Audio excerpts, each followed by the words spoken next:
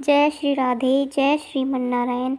आज की हमारी कथा है संत नामदेव जी का प्रभु प्रेम सच्ची सरकार।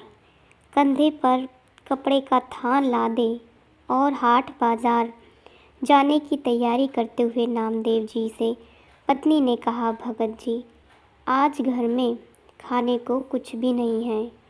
आज घर में हम क्या पकाएं? आटा, नमक, दाल, चावल, गुड़ और शक्कर सब खत्म हो गए हैं। शाम को बाजार से आते हुए घर के लिए राशन का सामान लेते आइएगा। और भक्त नामदेव जी ने उत्तर दिया, देखता हूँ, जैसी विट्ठल जी की कृपा। अगर कोई अच्छा मूल्य मिला तो निश्चय ही घर में आज धन धान्य आ जाएगा, वरना तो विट्ठल जी की कृपा। पत्नी बोली, संत जी, अगर अच्छी कीमत ना भी मिले तब भी इस बुने हुए थान को बेचकर कुछ राशन तो ले आना। घर के बड़े बूढ़े तो भूख बर्दाश्त कर लेंगे, परंतु बच्चे अभी छोटे हैं, उनके लिए तो कुछ ले ही आना। जैसी मेरे विट्ठल की इच्छा। ऐसा कहकर भक्त नामदेव जी हाट बाजार को चले गए। बाजार में उन्हें किसी ने पुकारा, वाह साईं, कपड़ा तो बहुत अच्छा बुना है और ठोक भी अच्छी लगाई है। तेरा परिवार बसता रहे। ये फ़कीर ठंड में काँप काँप कर मर जाएगा, दया कर और रब के नाम पर 2 चादरों का कपड़ा इस फ़कीर की झोली में डाल दे। 2 चादरों में कितना कपड़ा लगेगा फ़कीर जी? नामदेव जी ने पूछा। फ़कीर ने जितना कपड़ा मांगा, इत्तेफाक से भक्त नामदेव जी के थान में कुल कपड़ा उतना ही था और भक्त नामदेव जी ने पूरा थान उस फ़कीर को दान कर दिया। दान करने के बाद जब भक्त नामदेव जी घर लौटने लगे तो उनके सामने प्रियजनों के भूखे चेहरे नज़र आने लगे। फिर पत्नी की कही बात कि घर में खाने की सब सामग्री ख़त्म है, दाम कम भी मिले तो भी बच्चों के लिए कुछ तो ले ही आना। अब दाम तो क्या, थान भी दान में चला गया। भक्त नामदेव जी एकांत में पीपल की छाँव में बैठ गए। जैसी मेरी विट्ठल की इच्छा।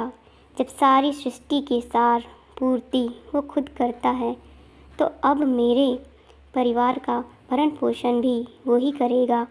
और फिर भक्त नामदेव जी अपने हरि विट्ठल के भजन में लीन हो गए।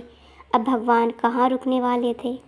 भक्त नामदेव जी ने सारे परिवार की जिम्मेवारी अब उनके सिर पर डाल दी थी। अब भगवान जी ने भक्त जी की झोपड़ी का दरवाज़ा खटखटाया। नामदेव जी की पत्नी ने पूछा, कौन है? नामदेव का घर यही है ना? प्रभु ने पूछा। नामदेव की पत्नी ने बोला, हाँ जी, यही है। आपको कुछ चाहिए? भगवान सोचने लगे कि धन्य है नामदेव जी का परिवार। घर में कुछ भी नहीं है, फिर भी हृदय में देने की सहायता की जिज्ञासा है। भगवान बोले, दरवाज़ा खोलिए। लेकिन आप कौन हैं? भगवान जी ने कहा, सेवक की क्या पहचान होती है भक्तानी। जैसे नामदेव जी विट्ठल के सेवक हैं, वैसे ही मैं नामदेव जी का सेवक हूँ। ये राशन का सामान लो। पत्नी ने दरवाज़ा पूरा खोल दिया।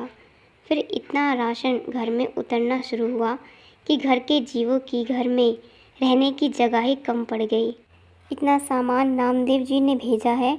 मुझे नहीं लगता, पत्नी ने पूछा। भगवान जी ने कहा, हाँ भक्तानी, आज नामदेव का थान सच्ची सरकार ने खरीद लिया। जो नामदेव का सामर्थ्य था उसने भुगता दिया और अब जो मेरी सरकार का सामर्थ्य है वो चुकता कर रही है। जगह और बताओ, सब कुछ आने वाला है। भगत जी के घर में शाम ढलने लगी थी और रात का अंधेरा अपने पांव पसारने लगा था।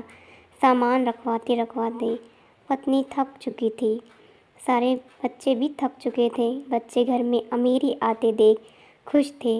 वो कभी बोरे से शक्कर निकाल कर खाते और कभी गुड़, कभी मेवे देखकर मन ललचाते और झोली भर भर कर मेवे लेकर बैठ जाते।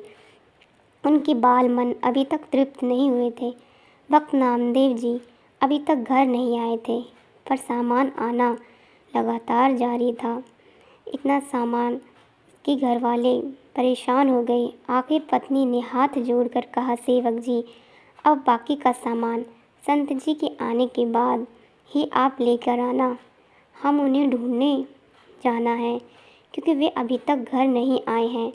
भगवान जी बोले, वो तो गांव के बाहर पीपल के नीचे बैठकर विठल सरकार का भजन सिमरन कर रहे हैं।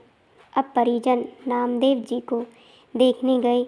सब परिवार वालों को सामने देखकर नामदेव जी सोचने लगे, जरूर ये भूख से बेहाल होकर मुझे ढूंढ रहे हैं।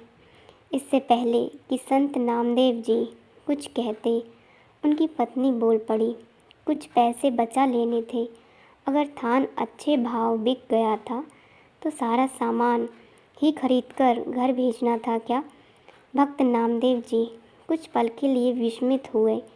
फिर बच्चों के खिलते चेहरे देखकर उन्हें एहसास हो गया कि जरूर मेरे प्रभु ने कोई खेल कर दिया है।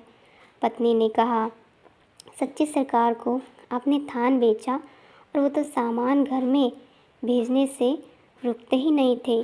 पता नहीं कितने वर्षों तक का राशन दे गए। उनसे मिन्नतें करके रुकवाया। बस करो, बाकी संत जी के आने के बाद उनसे पूछकर कहाँ रखवाना है वही बताएंगे। भक्त नामदेव जी हंसने लगे और बोले, वो सरकार है ही ऐसी, जब देना शुरू करती है तो सब लेने वाले थक जाते हैं उसकी बख्शीश को, पर वह ख़त्म नहीं होती। वह सच्ची सरकार की तरह सदा कायम रहती है। इसी प्रकार की अन्य भागवतिक कथाओं के लिए हमारे चैनल के साथ जुड़े रहिए। राधे राधे। जय श्रीमन नारायण। जय श्री कृष्ण।